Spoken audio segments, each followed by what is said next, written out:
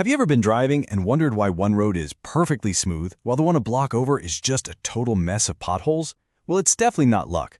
There's an incredible amount of science hidden just beneath our tires. And today, we're going to pull back the curtain on the secret playbook that engineers use to build every single road.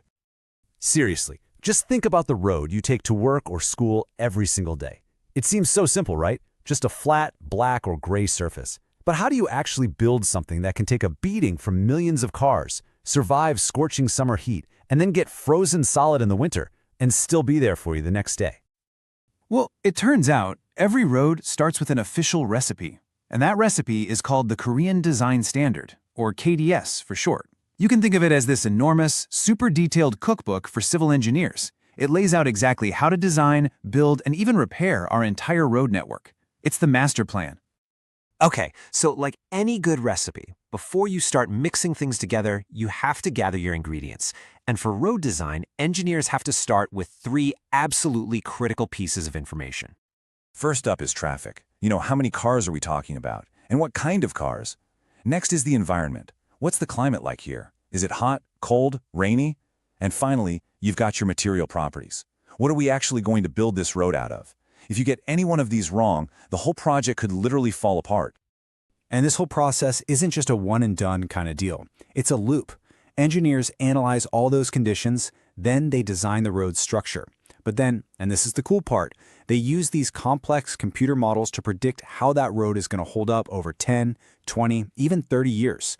If the prediction shows too much cracking or roughness, guess what? It's right back to the drawing board to tweak the recipe.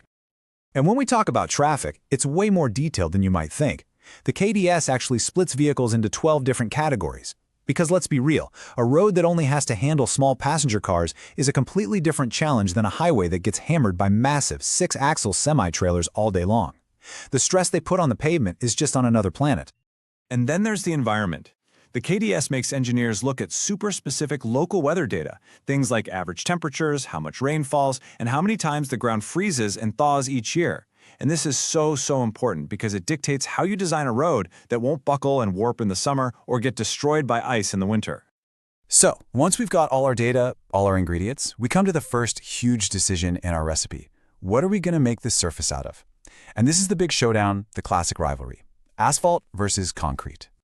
So these two materials are like polar opposites in how they work. You've got asphalt, which is a flexible system. That's why it's often quieter and feels a little smoother to drive on, and it's generally easier to repair. Then you have concrete, which is a rigid system. It's incredibly strong, lasts a long time, but it has its own quirks, like needing those lines or joints cut into it.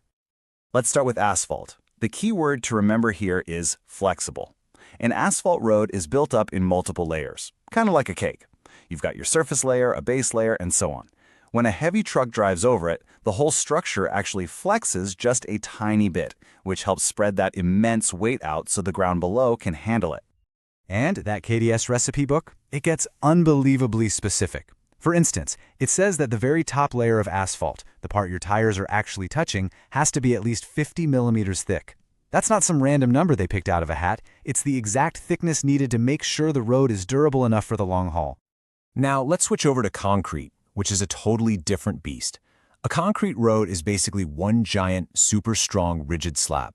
So instead of flexing under a load, the slab itself has the brute strength to just take the hit and spread the pressure out over a huge area. It doesn't rely on those deep layers in quite the same way asphalt does.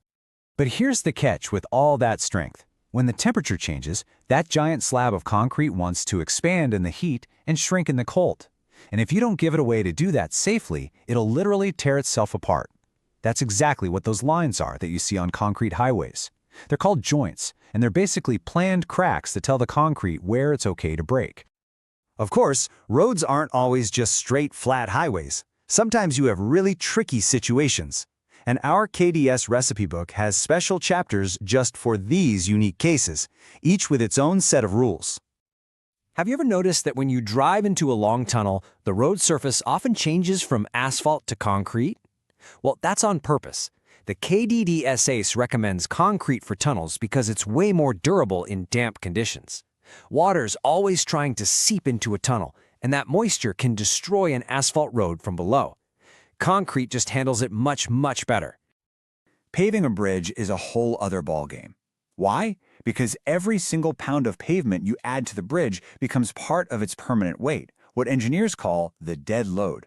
You have to make it strong enough to drive on, but light enough so you don't overload the bridge structure itself. It's a tricky balancing act, and the KDS sets the standard asphalt thickness at 80 millimeters to get it just right. Now check this out. For a bus stop, the KDS says the concrete has to be at least 220 millimeters thick. That is way thicker than a normal road. It's because you have these super heavy buses stopping in the exact same spot over and over again all day long. You need that extra thickness to keep the pavement from slowly sinking and forming ruts. You see, building the road is really just the start of its journey. A road isn't something you just build and forget about. It has a long, dynamic life that needs constant attention to keep it working for all of us. The life of a road really moves through 4 big stages. It all starts with the design, then it gets built during construction. After that comes decades of use by all of us, and finally, and this part's crucial, there's maintenance. That's the stage that ensures a road can live a good, long life. And one of the most common tricks in the maintenance playbook is something called an overlay. When an old asphalt road starts to get worn out, instead of doing a massive, expensive project to tear it all up, engineers can often just pave a brand new layer right on top of the old one. It's like giving the road a facelift, and it can add many more years to its life.